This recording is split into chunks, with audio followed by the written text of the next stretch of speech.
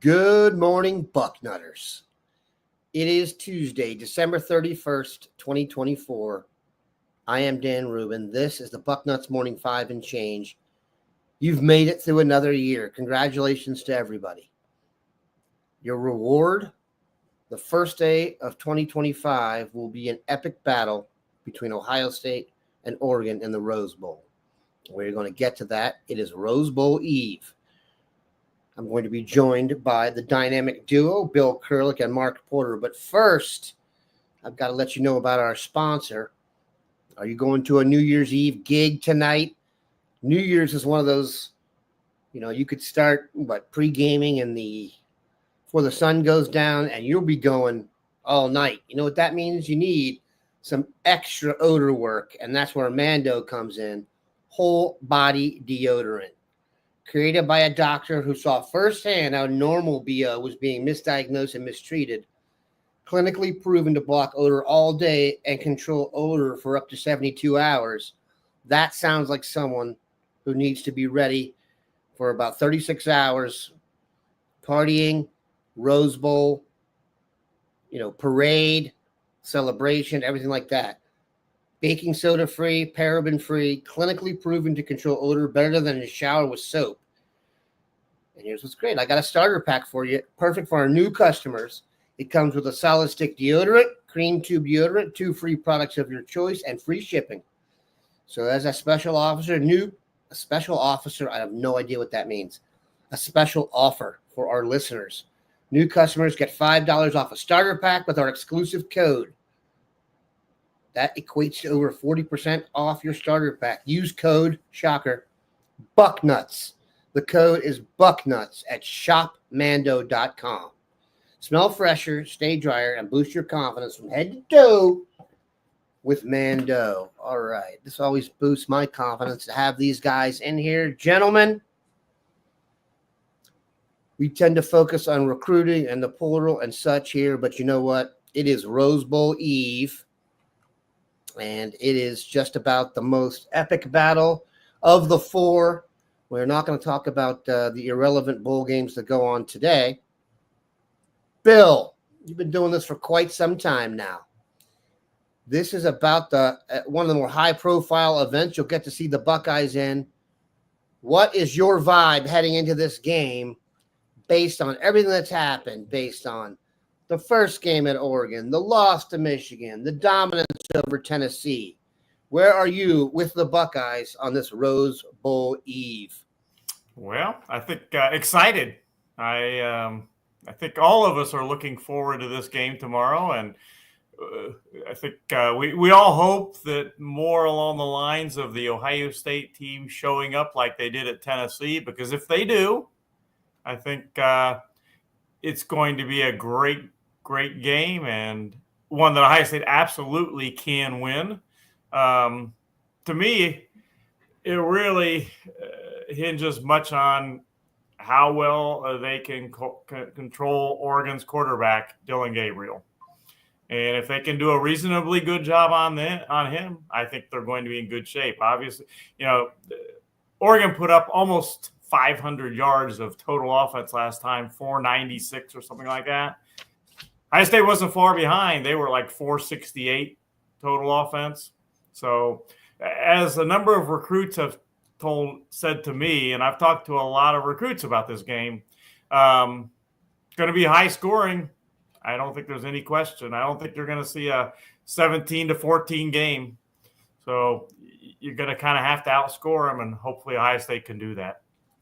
Marcus, your vibe, you've broken down the tape many, many times. I said to Dave yesterday that if the offense Waterloo game was Michigan, the defense Waterloo game for the season then would have been Oregon, only time they gave up 17 points or more. Your thoughts? Couple different places I can start since you pointed out the defense. I think the defense that you saw against Oregon the first time will not be the defense you see now. I think schematically, at least, you'll see a change. I don't think they'll put their corners on islands. Oregon had a receiver go for over 200 yards and a couple touchdowns. I think they'll find a way to put a cap on that. And I think they saw the game plan from Michigan and what it did to Ohio State's receivers being that explosive, how Michigan put a roof on everything and just kind of played that bend but don't break defense. The Buckeyes may have to get into a little bit of that to slow this thing down. And, Bill mentioned Dylan Gabriel. I have a crush on that guy. Like, I mean, he's not the tallest guy, but boy, is he a pain. I mean, just watching him throughout the year, and now that he has a full playbook and a full audible system and, at his disposal, I expect their offense to be a little better. And I think they were missing one of their better receivers in that first game. So I'm a little bit scared of this rematch. A couple of weeks ago, I was kind of saying this is, Ohio State's going to have so much momentum after the anger of Michigan. They should roll through things. But this is the national championship game in the round 2. The way this playoff system is structured with them giving the conference winners the top spots and not the order of the top spots. This is the hardest road Buckeyes have to take. And if they win this game, it may be a little bit downhill after this. I know Texas is out there, but boy, this team, this is why this seems like such a tough game, because I think it is a national championship caliber game right now. The Buckeye offense, they had no problem last time. I think they'll have no problem putting up yards. But again, I think it goes back to the defense. Can we get a little heat on that quarterback? It seems like every time we got heat on him before, he scrambled away or bought time and found someone downfield. We got to get him out of rhythm, Dan. You're just right about, like, what can we do to stop him?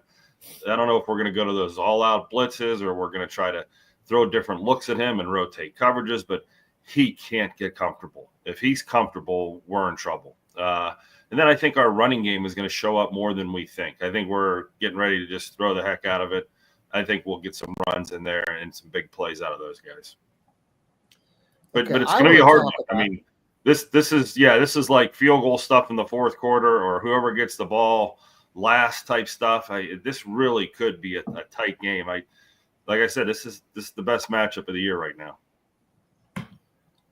Someone asked me Robert McInnes, what do I think the keys to the game are? You guys have nailed it. The secondary, can they, they didn't get a stop in the fourth quarter when they played them last. Now, the way the timing of the quarters and stuff have changed, you're going to have fewer possessions, but Oregon had 2 super long drives. And that was really the only game this year where I was sitting there like, we can't stop them. It doesn't really matter here at this point. They're just calling plays now. They've got us on our heels. I think the long run by Gabriel was kind of the cherry on the sundae for them. But here's what I want to ask about or state. And I did not know this was as bad as I thought. And I'm hoping for a little payback. You know who from? The refs. And let me tell you why. I think Jeremiah Smith has been interfered with routinely throughout the season. And either the referees are judging the plays based on impact. If you watch a couple of the plays, the guy's arm is on his arm and it's interference. He just moves his arm with so little resistance that I don't think the guy had ever seen that before. Didn't call interference. He's got interfered with on the interception. He got run into from behind on the crazy interception in the last game. He has not drawn the number of pass interference penalties this year that is justified for his skill. Now, here's a stat for you. Most people know this one now. Total number of holding penalties called or generated by Ohio State's defensive line this year, the starters. 0. Think about that for a second. 2 guys who are going to get picked in the top 75, if I'm being super conservative, at defensive end to the NFL draft, neither one got a holding penalty called against them this year, meaning the offensive lineman didn't hold. What are the chances that they weren't held this year? Okay, now here's another one. Statistically, if you take number of penalty yards per game for your opponent, pretty simple concept, right? At the end of the game, at the end of each game, they tally up your opponent's penalty yards and yours. There's 134 teams. Where do you think Ohio State ranks in opponent yards of penalties per game? 134. So think about that.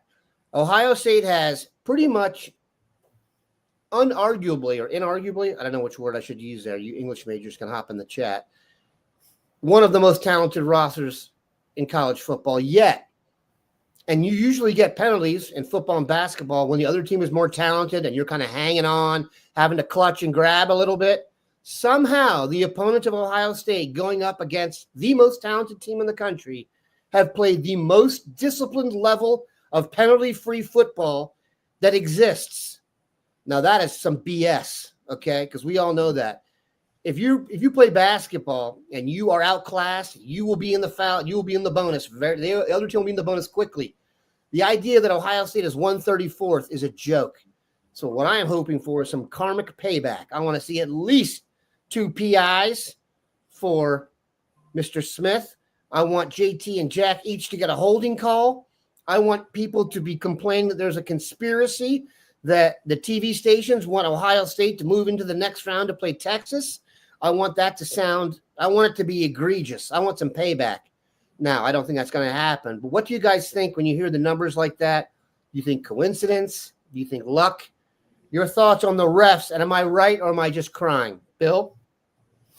Well, I've never been a blame the ref guy ever. It just, there's no point in it. It's not going to, I see people tweeting and stuff after games, the ref, not going to change anything. There's just no point in it. Now, having said that, all those statistics you gave are almost, they're alarming. It's really incredible. One of the biggest ones is, I've watched Jack Sawyer a lot this season, and to think that he hasn't been held, or at least he's been held a lot, but no calls, it just does not make sense.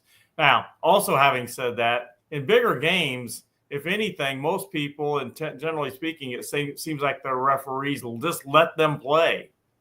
And if that happens, that's probably not the best thing if they allow anything and everything. So we'll see how that goes. Yeah, I think that is some great homework by you. If I'm Ryan Day, when you have that little officials meeting before the game or maybe before the week, they're all getting a sheet that has all those bullet points on it. Like, hey guys, you don't have to tell them to help you out or anything. You just have to say, hey, it's a big game. Look what's been going on with us all year. This make sense to you guys? And like Bill said, it's alarming. It's not just wow, because you're right. Great pass rushers draw calls. Great receivers draw calls. I would hope that your karmic, wish here comes true, because, you refs can't really steer a game like that. But boy, in a big game like this, it'd be nice for that to even out. And those calls change games. They change possessions. They turn into turnovers. A 15-yard penalty on first down or a bad call, and whether it takes you back or gives you forward, is just huge. I don't think you can really measure that. So, Bill, I think that's why fans are so upset after games, is they know their momentum or the drive that they were about to get on was totally taken away by the Zebras. So, and I'm with you, Bill. I teach little kids, who cares about the call? Just blinders on, keep playing, be numb to it. Don't give it any, rise. And I think I wouldn't even have realized this, because I don't think I've looked at any Ohio State game this year and said the calls were crazy in that game, just because it's not my nature. But to hear that statistic, oh my gosh, that's unbelievable. You say game-changing plays can be by officials. Well, the first game, that offensive interference call on Jeremiah Smith tended to change that game. Yeah. It didn't tend to. It did. Yeah, and that's what I was going to say. And Mark, you brought up what I wanted to say. And I don't know how this is handled. In the NFL, for example, if there are a bunch of bad calls, your people put together video that's sent out to the league, and then they send back to you, oh, this was right, you were wrong here, you were right here. Mark hit on what I was saying. Like, I don't know what back channel work you need to do, but Ohio State has some connections. If any program has some bigwig connections and some phone calls that could be made from ivory tower to another ivory tower and down, this needs to get to them. We can't be getting screwed by the refs in this game. If we have another Okuda experience, I may have to move out of the country. And really, my kids and I still talk about that. If you bring it to the ref's attention, I'm putting myself in the position of the ref. Okay, everyone's eyes are on me in this game to make a holding call for these defensive ends. So I'm going to watch them with a little more intent And when I see that first holding call, bam, that flag's coming out, because I think I've been pre-tuned to it where you don't get that judgment call like that first time. Like, holding wasn't really that bad, I'm not going to call it. You're going to call a tic-tac just because you know the Ohio State, people, fans, coaches have made you on alert. And there's got to be a way to get them that information. And we hope that it biases the game then. Like they get poisoned by that fruit. And the first time someone lays a hand on Jeremiah Smith, I've been watching the NFL lately, and boy, if Patrick Mahomes gets touched anywhere on his face mask, neck, head, just a little brush, that flag's up. There's other guys with their heads bouncing off the ground that are quarterbacks that don't get the calls. And it's one of those things like this. Someone brought attention to it. This is a $50 million a year guy. He doesn't get touched, and they know it. And when he gets touched, they call it. So hopefully we've, spoke this into existence. It's interesting. And I will echo the sentiment of my brethren here that I am not a refs guy. I mean, if you ask my sons who both play sports, they are not. That is not an excuse that we accept. In fact, one of the first things I say to kids when I coach as a youngster, coaching when they're youngsters in football or basketball was like, have you guys ever watched an NFL or NBA game with your dad or your mom? And they say, yeah. And I'm like, did he complain about the refs during the game? And he said, yeah. Okay. I'm like, those are professional refs. You're in a peewee game in Southwest Ohio. Okay. What do you think the quality of the refereeing is going to be here? They're going to be bad calls. It's my job to deal with that. Your job is to play. Now, that said, I want there to be a conspiracy investigation after this game. I don't care if that's why we move on by any means necessary, especially because we were 134. I didn't bring this up when we were 30. We weren't in the 50 percentile. 134 out of 134. That there is no way the most talented team can be that doesn't make sense. I don't care what, there is no argument for that. All right. So we have talked more about the refs than I probably should have. Is there any other guy that you think has a chance to really change his future today and even going forward? And I've said this, NFL futures are being, adjusted. If Will Howard gets to play 3 more games and plays great, it will improve his draft stock. Who is a guy on the Buckeyes that you're looking for this weekend, Bill, that you think is kind of, reputation on the line, but you think needs to have a big game for both himself and the team? I don't know if I'd say he needs to have a big game, but I would say Quinshon Judkins, we don't know for sure right now what he's going to do. I know I've college-wise. As far as going to the NFL or not. Right. I know Patrick Murphy and I have talked for quite a number of weeks of, don't be so sure Quinshon Judkins is going to the NFL like everybody has thought for a long time. And Dan, you've talked about it. So that's unknown. And I know that obviously Ohio State would love to have him back for one more season. So what if Ohio State wins tomorrow? He has a big game, and then he has a couple more big games leading up to a national championship. That certainly could influence his decision. So I'll be watching him to see how it goes for him, what he does, because I'm wondering if he's going to come back next year or not. It's interesting. I don't know how I feel about that. I asked someone that question, and of everybody I asked about, the guy had a vibe. And on Quinshon, he said 50-50, which was interesting. Go ahead, Mark. You look on the offense, you think Emeka might want to try to raise his stock. All those Will Howard, is he a first rounder? Is he a second rounder? I mean, his stock could really use a little boost. But I think defensively, I pictured JT and Jack Sawyer as first round picks, maybe top 10 picks, a year ago. And I thought, boy, they're going to come back this year and set school sack records. They're going to have a tandem of so many sacks. It's going to be, and it hasn't really come to fruition. So I think if they can deliver on a big stage, on big downs, it would be very helpful in what might be a close game, but it would also improve their draft stock. I think I remember Denzel Burke's stock plummeting in a game earlier this year. That's and it. He could be the guy that has a little redemption and brings that back to solid footing. Caleb Downs, I hope he doesn't play too well because he may be tempted to leave. There's guys like that. He can't. They're going to go through the roof eventually. And Jeremiah Smith, I hope they show up. I think those defensive ends, though, and Burke would be the guys that really would have the pressure. Yeah, in terms of they're playing for money. Yeah, the low-hanging fruit answer to me is Denzel Burke. You're talking about a guy who entered this season. People forget that as someone who's discussed as being picked in the first round. And after that game against Oregon, the first round was not mentioned again. He's going to get to match up again with Tez Johnson and likely Evan Stewart. If he goes and has a great game, that will immediately help his stock. That's not even arguable. That's a guy that can move his way back up. As far as Emeka, I've heard that I think Emeka's played himself into the first round.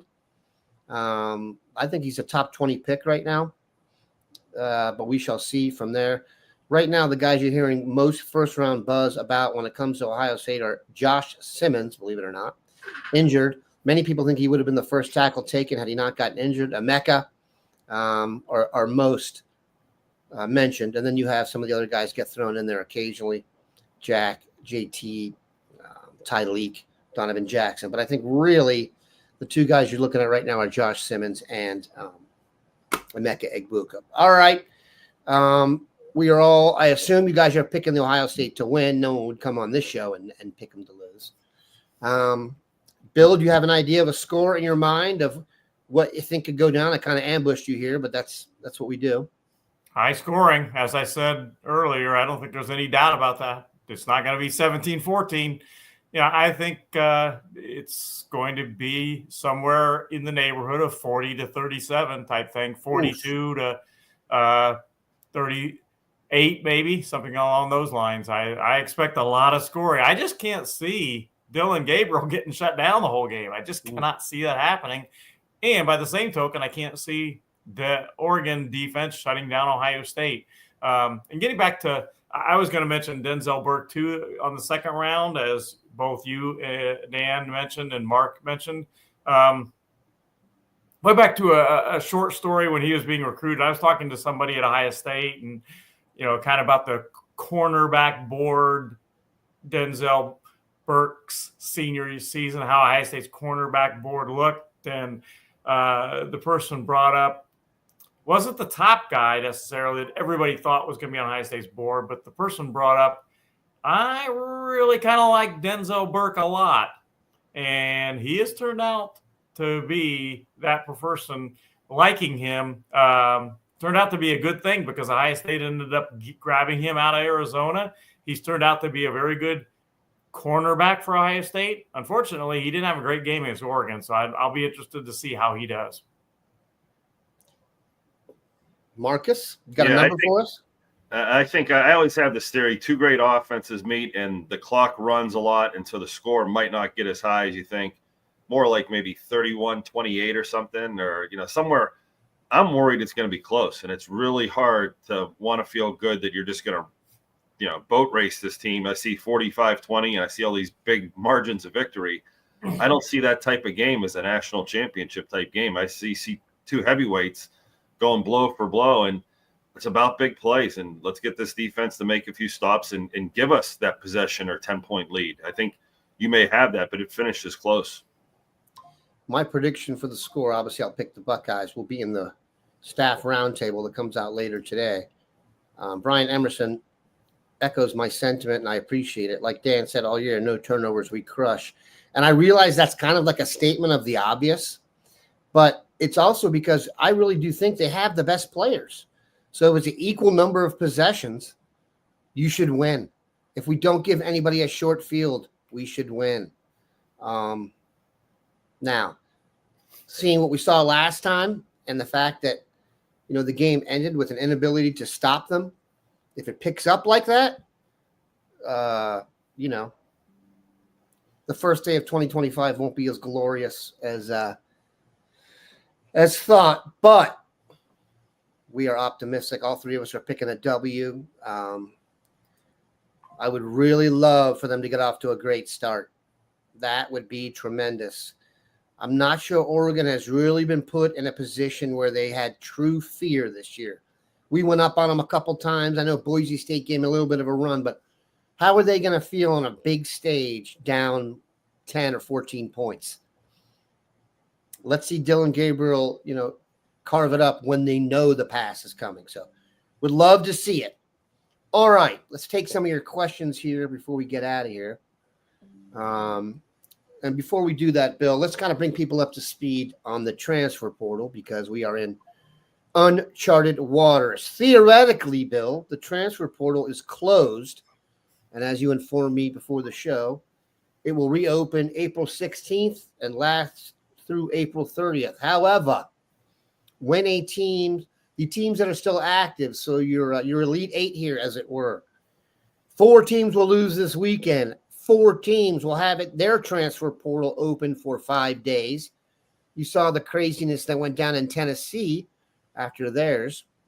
Bill, can you bring us up to speed on what you think is going to go on with the transfer portal and maybe kind of the schedule between now and the next time it opens for real? And teams can lose today. All of our Michigan fans. Well, I forgot about that. We do, I'm sure, have some Michigan people in the gallery here. All that matters is the college football playoff. That's teams why I can lose today. I mean, Michigan plays Alabama, and I did check at noon today, so we could see a Wolverine loss today. So I could not resist bringing that up. But yeah, as teams lose, they get an extra 5-day period, and right now, High State's got their 5 guys that have they've landed in the transfer portal. They are not done. Whether it be this period still or next period in the spring, starting in mid-April, they're not done. And Mark Piantoni is too good and has too large and good of a staff to not be on top of this. They know before teams lose and before teams have guys getting in the portal who they're keeping an eye on. And I'll give you a good example. A year ago at this time, approximately a year ago at this time, a little over a year ago, people knew Mel Tucker was done at Michigan State. It was just a matter of time until Michigan State parted ways with him. And I was told as that was being foreseen, one of the things Ohio State staff did was they started looking at the Michigan State roster way before he was officially let go at Michigan State. They looked at the roster. They were evaluating film, thinking, all right, he's going to get let go. Who can we target in the portal after that happens? Because those kids will have a chance to transfer. And they were ready. They looked hard at Derek Harmon, for instance, the big nose tackle. Magnum, the safety at Michigan State. They went after him. So they were very well prepared for that way before it even happened. And they're doing the same thing right now. Now, will there be another Alabama out there that brought a lot of gifts to Ohio State? Nick Saban retiring all of a sudden. Something totally unforeseen. We don't know. But it's not going to be to the magnitude of Nick Saban. That only happens once pretty much in a lifetime, where something all of a sudden the coach of that nature retires. But they've got a pretty good handle on who they're going to be taking a look at. There's a good chance there'll never be another transfer as good as Caleb Downs. So we will stick to that. And Bill, in terms of positions, do you see it? The question I'm getting the most now, and probably good for you to just comment on this, and Mark, you can even give your thoughts on this. The quarterback room, not quite as crowded as it used to be. Devin Brown moving on. Aaron Nolan has matriculated in Columbia, South Carolina. Looking forward to seeing him play there. Who am I missing? I said Devin Brown. Will Howard has run out of eligibility. So there's your 5. You got 2 left, which is Julian Sand and Lincoln Keenholz. And then you've got Tavian St. Clair coming in. That's 3 quarterbacks. How many quarterbacks do you think Ohio State will have on the roster next season when it starts, Bill? I think at least 3 scholarship guys. And in this day and age, the old days, it was you always got to have your 4 scholarship quarterbacks on the roster. Ohio State was in a great luxury position this season having 5. That's virtually never happens anymore. But I think really in this day and age, you're pretty happy if you can have 3 quality quarterbacks on scholarship quarterbacks on the roster, and then you have another guy that it might be a walk-on or whatever. So I think 3 is logically, if they could get 4, that'd be great. But a lot depends on Lincoln Kienholz, and I know that as of yesterday, he even said, I think he told our guys out there in California, he didn't know yet what he's going to do, if he's staying or going. So a lot depends on him. If he goes, they got to have another quarterback there. If he stays, that helps a lot because they would have him, they would have Tavian, and they would have Julian Sands. So that would help a lot. So we'll see what he does. Now, as far as the other positions you mentioned, Dan, offensive line still. They've got 2, and they have certainly thought about bringing in 3. So offensive line is another position. They wanted 2 tackles, and they got those 2 tackles. They also have looked at getting an interior offensive lineman, and unfortunately, the guy at the top of the board, Josh Thompson, went with LSU. So interior offensive line still. So that offensive line, certainly. They've also, it's been known that they have wanted to bring in a defensive back, a secondary guy. They've looked a little at corner. They've certainly looked at safety. They don't have that guy yet. They would have loved to have had Thieneman from Purdue, but he went to the Ducks. So that's another position, safety. We know that they do have an interest to some extent in a kicker. Whether they bring one in or not, we'll see. But kicker is another possibility. And I wouldn't even rule out punter. So those are kind of my positions right now. Offensive line, maybe quarterback, secondary, and then a special teams guy. Let's see here. There's a question on here about what Buckeyes do you see hitting the portal? This isn't that complicated, and Ohio State's, I think, is a little easier to interpret than the others, because if you're playing at Ohio State and you're a stud, the chances that you're going to transfer, if you're coming back as a starter, right now I think are very low. I don't know how that would happen. Someone, I guess, could come along and drop a colossal bag, but that strikes me as a one-off. A one-off and something we just haven't seen yet, and a team that's going to do that, is that really the right thing to do now when so many other guys are available for them? Why would they put themselves in that position of difficulty? But that's one dimension. But it's really not that complicated. Look at the depth chart. Look where someone who has been passed up by someone younger than them. That's pretty much how it works. If they're in a position where there's a lot of rotating, for example, if you're a 4th receiver, it's a little different than being a 4th lineman. So we shall see. But I don't think it's going to be – I'd be very surprised if someone on the team who they expected to play a major role next year transfers this year. Mark, do you agree with that? Make sense to you? No, I agree, and I think, like saying it's a one-off that someone would try to make a play at someone they need very badly to fill a hole in their roster. But you're right, the younger guys or the guys that aren't getting reps are the guys that I would worry about the most, and the guys that have a extra year of waiting to get to reps. Maybe there's a little log jam. It's pretty easy to figure out which positions those are. You guys might be able to help me. Didn't we take a quarterback 2 or 3 years ago from somewhere, a veteran, that came in and didn't actually win the starting job? He just ended up being the backup the whole year. We've done it several times. Did it with Gunnar Hoke. There we go. And there was another one after that. And we did it with, is it Chris or Tim Chuganoff out of West Virginia? Yeah, they've brought in a journeyman type, Tristan Gebbia out of That's the one. Oregon State. There you go. So when we brought in him, it was, hey, you can compete for this starting job. It might be your starting job. It might be your chance to take the next step. And it didn't work out for Tristan. But I think that's the kind of guy you're probably looking at. It's going to be hard to land a high-profile guy knowing that you have a St. Clair as a freshman and a Sayan who's young. Guiton. Yeah, and if those guys, if we ever get an injury to one of them, boy, does that shorten that room up in a hurry. God forbid, too. So I think for sure they're going to have to bring in a veteran presence, someone who's got some experience, because as good as I think Tavian St. Clair is, and I know Bill and you guys love him, maybe there's a chance the true freshman's not ready to just take down the world. And, Sayan's got to go do it. And if Sayan gets hurt and it goes to him, you've got to play those scenarios out in your mind and say, okay, we're going to a true freshman now. You understand that, guys? We don't have anybody who's completed a pass in a college game. And St. Clair will be great, but there are growing pains at that position. And it only takes a couple funny throws in an important game to really, throw this quarterback room out of whack. So I think I'm going in with, let's get another quarterback and let's make sure he's thrown a few balls. Mark, you mentioned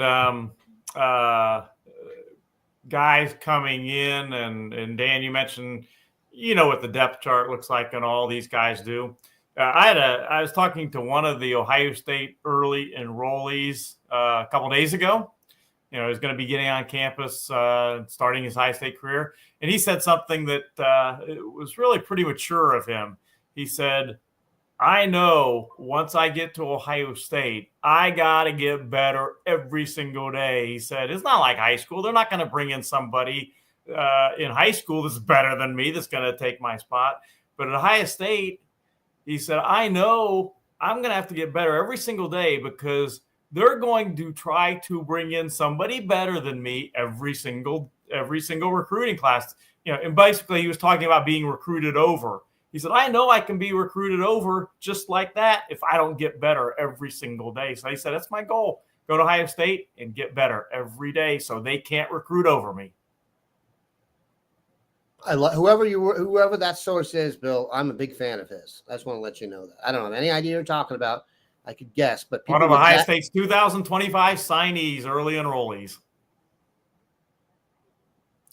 Some guys get it. And if you were to interview all your enrollees and you could probably get a real good sense of who's going to be successful based on how they talk like that. And then after a week of practice, go ask their coaches, what do you think of the first week?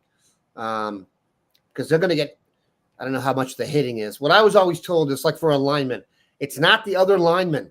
It's the 22-year-old, 245-pound linebacker with a kid that you have to block who will just go right through you. That does not exist in high school. He's just not there. So it's a grown man's game, especially at Ohio State. All right, Bill, let's finish with this. And we will finish with quarterback. As I see it right now, the lineage, if everything went perfectly, and knock on wood for that, your quarterback going forward will be Julian Sayin. He'll eventually be replaced by Tavian St. Clair and eventually be replaced by Brady Edmonds. So they're signed through guys. Brady Edmonds is only going to be going into his junior year of high school. There's also talk now, though, of Jared Curtis. His name is bounced around. There's a question here about him. Could you please tell us a little bit about Jared Curtis? And not once and for look at this guy. That's not me. That's not my dog. I'm allergic to that dog. Your thoughts on the quarterback situation, kind of how I set it up there. Do you think there's interest in Jared Curtis? And do I have the heir apparent lineage set up correctly? Oh, I think that's perfectly set up. I think that's the way that you would kind of expect it to play out at this point. But again, in this day and age of the portal, you never know. Anybody can get in the portal basically every single year. But yeah, I think that's, in a perfect world, Julian Sayin comes in and plays well this coming next season, establishes himself so that the following year he can play fantastic and then leave for the NFL. Tavian would have almost 2 years of getting experience, and he takes over, and then you've got 2 years of separation between him and Edmund. So that's the way I definitely see it that way too. Now, having said that, they would certainly, they're interested in Jared Curtis. I mean, he is one of, he's arguably as good as any 2026 quarterback out there And at one point, he was extremely close to committing to Ohio State, but he didn't. He's back out there on the open market, and he's got 5 or 6 schools that he is really interested in again, and Ohio State is one of them. So my question, though, is with him, now that they've got Tavian St. Clair in the fold and all, does he want to be that close, in proximity class-wise to Tavian St. Clair? And then with Edmonds right, I don't know that answer. Only Jared Curtis can answer that question. He's going to compete, has to compete no matter where he goes, but not everybody's going to have a Tavian St. Clair.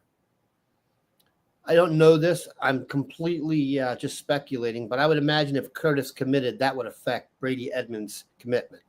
I don't know that for a fact at all, but that's just a hypothetical situation, and we shall see. Someone put on there that I will not get recruited over, and neither will Devin Sanchez. There's a much better chance I get recruited over than Devin Sanchez. Let me tell you that. Every time I go out with my wife, I get a little nervous, but I digress. All right. We hope you guys enjoyed the show. There'll be another podcast tomorrow, maybe 2. I have to talk to Dave. I don't know if Dave's doing one tomorrow morning, but what we learned live will be up tomorrow after the game. You guys try and get some sleep tonight. It's kind of like Christmas Eve or Rose Bowl Eve. And let's just hope we get out there and give an effort that we can all be proud of. It'll be nerve-wracking, but we're optimistic. We've all picked the Buckeyes to win, so that means that must happen. We appreciate everyone stopping by. Have a good one. Have a great New Year's Eve. Be safe, people. Use the Uber and such. You wouldn't want to spend you wouldn't want to watch the Buckeye game, through like looking into the officer's room from the clink. That's no good. So have a good one. We appreciate it, and have a good one, Nutters of